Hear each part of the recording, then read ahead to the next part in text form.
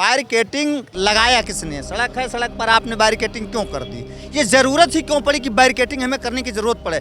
क्यों नहीं UP PSC के बोर्ड के जितने भी चेयरमैन वगैरह हैं उन बच्चों से क्यों नहीं बात करना चाहते? सरकारें क्यों नहीं बात करना चाहती? हमारा प्रमुख सचिव डीजीपी क्यों नहीं बात करना चाहता इस बारे पर? दूसरी बात, बच्चों का 2 बातें हमने बताई, नॉर्मलाइजेशन किया, आपका हमने कहा एक शिफ्ट की बात किया उन्होंने। उनका कहना है कि 75 जिले उत्तर प्रदेश में हैं, उसमें केवल 44 जिले को ही क्यों शामिल किया जा रहा है, 31 को क्यों नहीं शामिल किया जा रहा है? कि अभी आप यूपी बोर्ड की स्टूडेंट हैं और मैं कहूं कि सवेरे आपको एग्जाम देना है आईसीएससी की, आप दे देंगी? आप सवाल का जवाब दीजिए, खुद बताइए।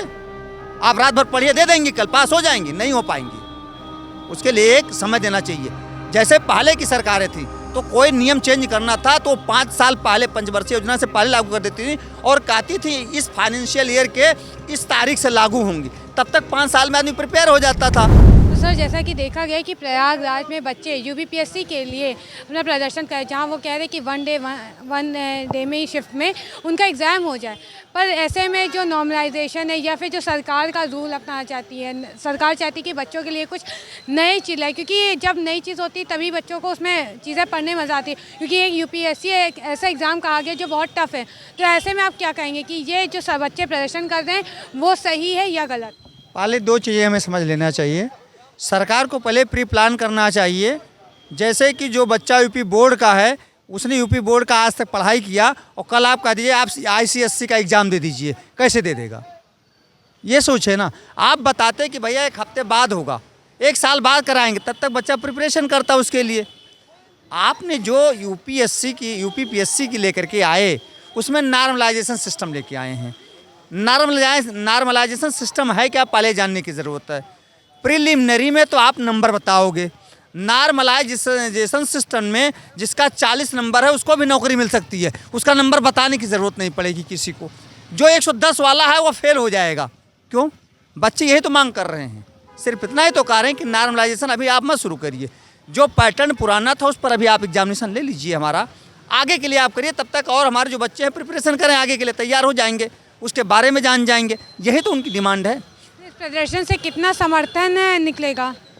मैं बच्चों का 100% समर्थन करना चाहता हूं और करूंगा इसके लिए। शायद आप भी स्टूडेंट होंगे तो आपको भी इसकी ज़रूरत पड़ेगी। अगर आप आरओ या यूपी पीएससी का आप देंगे एग्जामिनेशन तो आपको भी आवश्यकता पड़ेगी, और सपोर्ट करना हम गार्जियनों का काम है सार्वजनिक जीवन जीने के लिए। दूसरे में जो बच्चे क्या कहते हैं प्रदर्शन कर रहे हैं, वो कितना सही है? प्रदर्शन जो वो कर रहे हैं वो सही तरीका, इस तरह से प्रदर्शन करना चाहिए कि तोड़ दे सारी चीज़ें, जो वहाँ बैरिकेटिंग लगाई है उसके आगे तोड़ के निकल जाना चाहिए, चीज़ें मारपीट। बैरिकेटिंग लगाया किसने? सड़क है, सड़क पर आपने बैरिकेटिंग क्यों कर दी? ये ज़रूरत ही क्यों पड़ी कि बैरिकेटिंग हमें करने की ज़रूरत पड़े?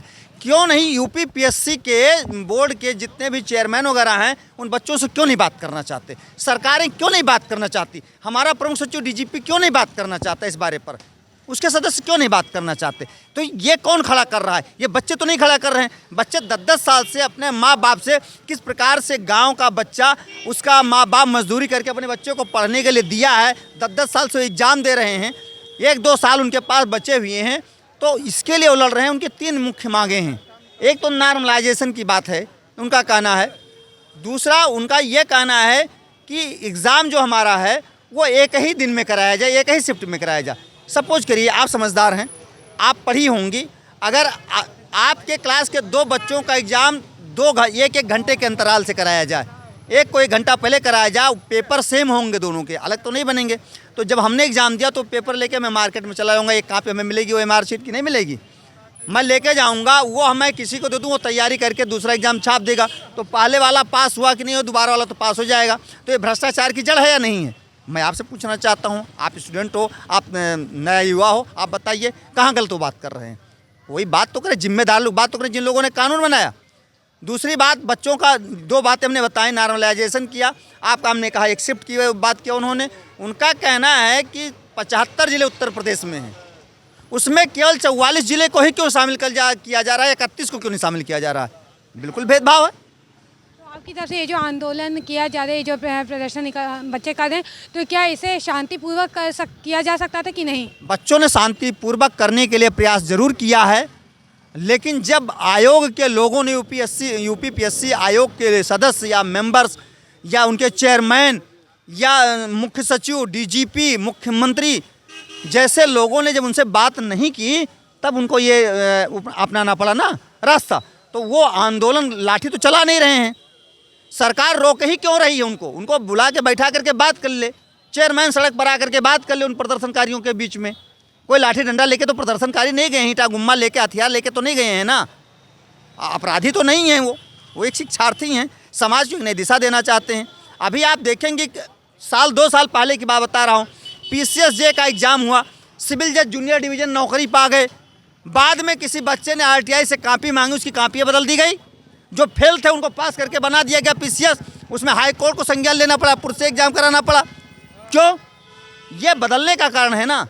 अब वो लड़का जो फेल हुआ, जिसकी कापी बदली गई, वो तो PCSJ बन सकता था ना, वो 3 साल 2 साल की नौकरी तो कर रहा होता आज वो। तो अगर वो प्रदर्शन कर रहे हैं ऐसे लोग तो बुराई क्या है इसमें? प्रदर्शन तो हमारा अधिकार है। गांधी जी कहा करते थे जब हमारी बातें नहीं सुनी जाती तभी तो प्रदर्शन करने की ज़रूरत पड़ती है। ऐसे में जो बच्चे क्या थे UPSC का एग्ज़ाम दे रहे हैं और वहाँ वो प्रदर्शन कर रहे हैं, तो कहा जाता है कि कंसंट्रेट होके पढ़ना चाहिए क्योंकि वो बहुत बड़ा पेपर होता है, ठीक है। तो ऐसे में आप बच्चों को क्या कहें, क्योंकि वो वहाँ प्रदर्शन कर रहे हैं तो वो कितना कंसंट्रेट होके पेपर पे पढ़ाई 10 साल से बच्चे हैं, 10 साल से कंसंट्रेट तो किए होगा ना।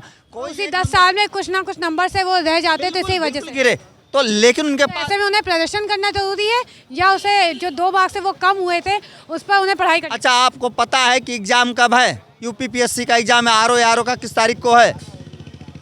इतने दिन में क्या प्रिपरेशन वो बच्चा कर लेगा? नया पैटर्न आप कर लेंगी क्या? मैंने आपको एक सवाल दिया कि अभी आप UP बोर्ड की स्टूडेंट हैं और मैं कहूँ कि सवेरे आपको एग्ज़ाम देना है ICSC की, आप दे देंगी?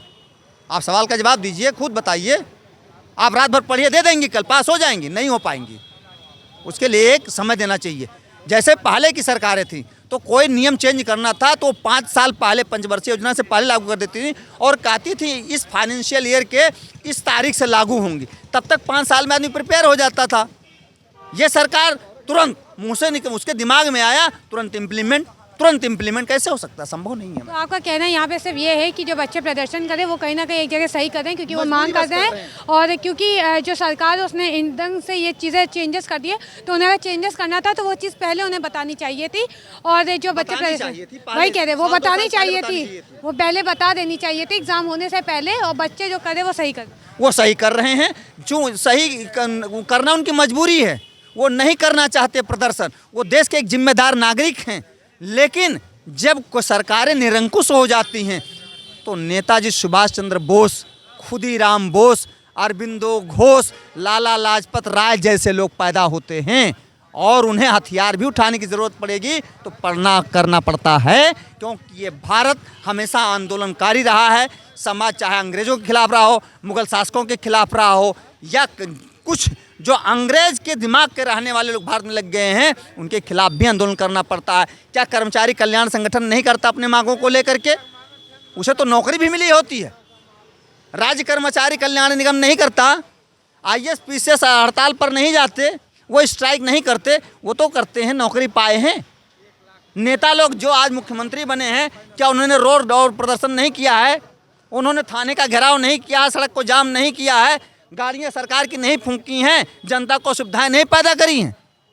तो यही लोग जो इस असुविधा का पैदा करके आए हैं वही लोग फिर समाज में सुविधा पैदा करना चाह रहे हैं। इसलिए बच्चों को, शिक्षार्थियों को प्रदर्शन करना पड़ रहा है। मैं एक उदाहरण और देता हूँ। उत्तर प्रदेश पुलिस का एग्ज़ाम आप देखेंगे 22 के इलेक्शन से पहले भर्ती के लिए प्रक्रिया निकली थी और पेपर लीक हो गया था।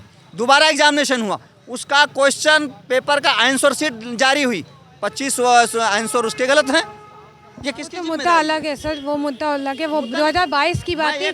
हम यहाँ भी मैं अभी की बात कर रहा हूँ ना, अभी 24 में ही तो एग्जामिनेशन किया है, 24 में ही जो अभी UPPSC को हम लेके अभी निकले हैं। हमारा मुद्दा सिर्फ अभी UPPSC को लेके, हमें बस उसकी जानकारी चाहिए बस की बात कर रहा हूँ। और UPPSC ही जो है PCSJ का भी एग्जाम कराती है। अब मैं यही बात कर रहा हूँ कि सारे समीकरण को जोड़ के बताना पड़ेगा कमियाँ कहाँ हैं। सरकार में बैठे लोग या तो पढ़े लिखे नहीं हैं या तो भ्रष्टाचार में डूबे हुए हैं और मन माफिक लोगों को नौकरी देना चाहते हैं। जो वहाँ अधिकारी वर्ग हैं वो चाहते हैं हमारे बच्चा, ऐसा कानून बनाया जाए कि हमारे बच्चे ही नौकरी में हमेशा बने रहें ताकि और सामान्य परिवार से लोग ना आ सकें।